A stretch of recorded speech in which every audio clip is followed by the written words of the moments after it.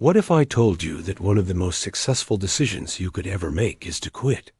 I know that sounds wrong, maybe even offensive, because everything you have ever been taught says the opposite. Winners never quit, quitters never win. Persistence is the key to success. Never give up on your dreams. You have heard it 1,000 times. And here is the dangerous part. Sometimes it is absolutely true. And sometimes it is the worst advice anyone could follow. The difference between those two situations is something most people never figure out, and it costs them years of their lives, relationships they should have left, careers that were slowly destroying them, and goals that were never going to happen no matter how hard they tried. Today, we are going to break down the psychology of quitting in a way that might change how you make decisions for the rest of your life. I am Sergiu Popovici, and this is Psychology by Sergiu Popovici. Let us start with a question that might make you uncomfortable. Think about something in your life right now that you have been holding on to, something you have invested significant time, money, energy, or emotion into, but deep down you suspect might not be working. Maybe it is a relationship, a job, a business, a degree, a project, or a goal you set years ago. Now ask yourself honestly, are you continuing because it genuinely makes sense? Or are you continuing because you cannot stand the thought of all that investment being wasted? If your answer involves the words, "But I have already put so much into this," you might be caught in one of the most destructive psychological traps known to science. It is called the sunk cost fallacy, and it is responsible for more wasted years and broken dreams than almost any other cognitive bias. The sunk cost fallacy works like this. Your brain treats past investments as reasons to continue, even when those investments cannot be recovered, no matter what you do next. The money is spent, the time is gone, the energy has been used, and none of it is coming back, regardless of whether you quit today or continue for another decade. But your brain does not process it that way, because your brain hates loss more than it loves gain.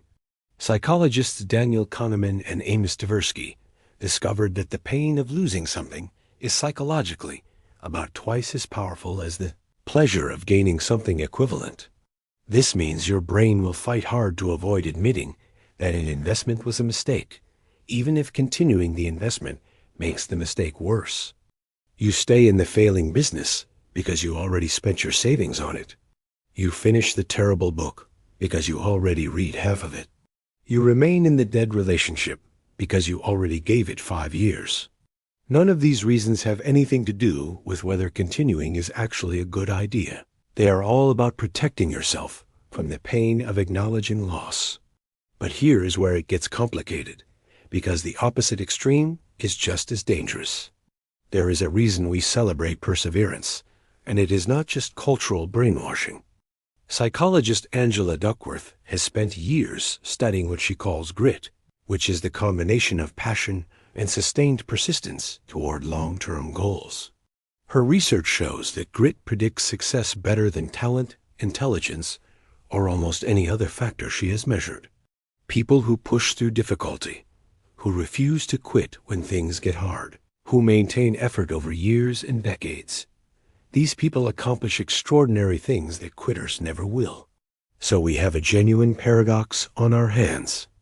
The sunk cost fallacy traps people in situations they should escape, but grit and perseverance are essential for achieving anything meaningful.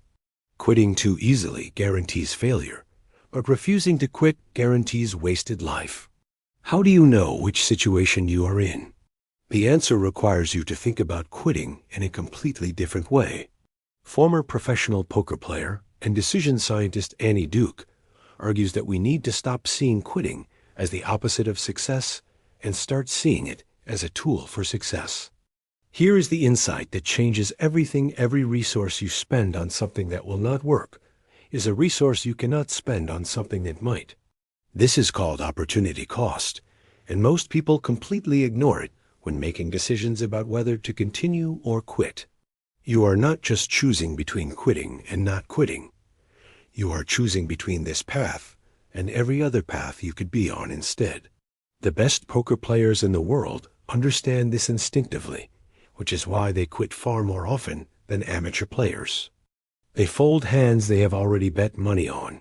They leave tables where conditions have turned against them. They walk away from games they cannot win. This willingness to quit strategically is precisely what makes them winners in the long run. They know that protecting past bets is not worth sacrificing future opportunities. So how do you apply this to your own life? Let me give you a framework that actually works. The first step is to separate your past from your future when evaluating any decision. Try this mental exercise. Imagine you are encountering your current situation for the very first time today, with no history and no prior investment.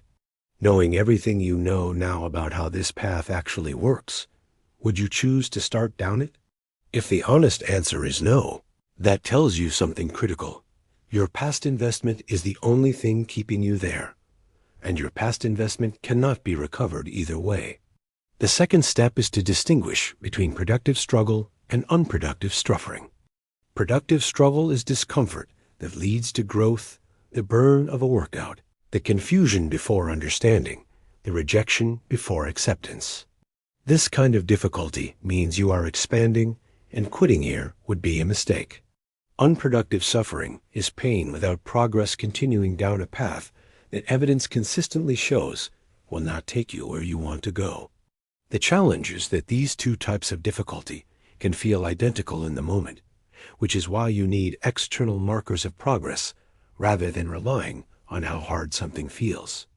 The third step is to establish what Duke calls kill criteria before you begin any significant endeavor.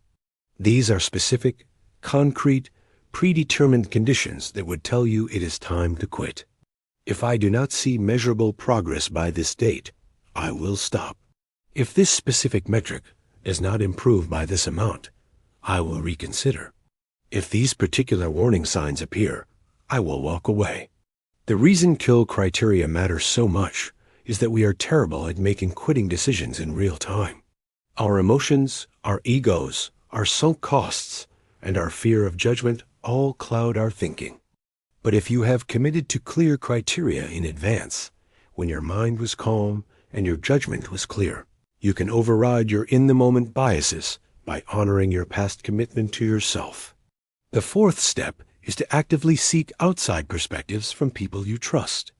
Research consistently demonstrates that we are far better at seeing when others should quit than when we should quit ourselves. We can evaluate their situations with objectivity that is impossible when we are emotionally invested. Daniel Kahneman himself, who literally founded the field of behavioral economics and understood cognitive biases better than almost anyone alive, admitted that he struggled with quitting decisions and needed others to help him see clearly. If someone at that level requires outside perspective, you probably do too. Find someone who can be what Duke calls a quitting coach, a person with explicit permission to honestly tell you when they think you should stop. The fifth step is to pay attention to your body and your overall well-being. Sometimes your physiology recognizes the truth before your conscious mind is ready to accept it. Chronic stress, declining health, persistent unhappiness, a sense of dread that will not go away, these are signals that deserve serious attention. Research shows that stubbornly refusing to disengage from unattainable goals damages both psychological and physical health over time. Your body keeps score even when your mind is still negotiating with reality. Now let us talk about when you absolutely should not quit, because this framework can be misused. Do not quit simply because something is difficult. Psychologist Carol Dweck's research on mindset reveals that how you interpret difficulty determines your trajectory. People with a fixed mindset see struggle as proof they lack ability, so they quit to protect their ego. People with a growth mindset see struggle as proof they are being challenged, so they persist and improve. Almost everything worth achieving is hard, and if you quit every time you encounter resistance, you will never accomplish anything significant. Do not quit at your lowest emotional point. Your judgment is worst when you are exhausted, discouraged, frightened, or reeling from a setback. If you find yourself desperate to quit immediately after something goes wrong, that is usually the worst possible moment to make the decision. Create distance, recover your equilibrium, sleep on it, and then evaluate with a clear perspective. Do not quit because you are afraid of what others will think. Sometimes people stay too long in bad situations because they fear being judged as failures. But just as often, people quit promising paths too early because continuing feels embarrassing or they are afraid of being seen struggling. Neither the fear of looking like a quitter nor the fear of looking like someone who struggles is a valid reason to make major life decisions. Do not quit before you have given something a legitimate trial period. There is a psychological phenomenon called the dip, which Seth Godin describes as the difficult period that separates beginners from experts. Almost every worthwhile pursuit gets harder before it gets easier, and many people quit right before they would have broken through. Make sure you have genuinely tested whether success is possible before concluding that it is not. And finally, do not quit on your values or on the people who genuinely depend on you. Strategic quitting is about paths and methods, not about abandoning your core commitments or the responsibilities you have chosen to accept. There is a difference between quitting a job that is destroying you and quitting on your obligation to provide for your family.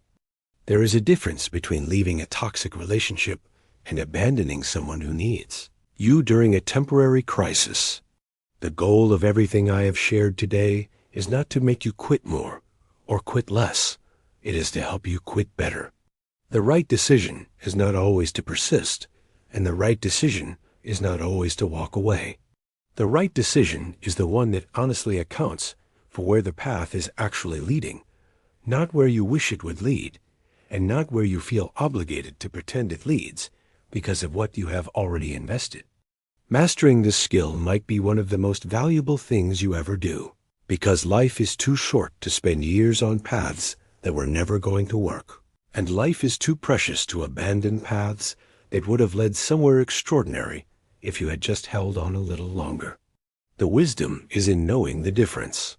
If this video gave you something to think about, subscribe to Psychology by Sergiu Popovici and hit the notification bell so you do not miss future deep dives into the science of how your mind actually works.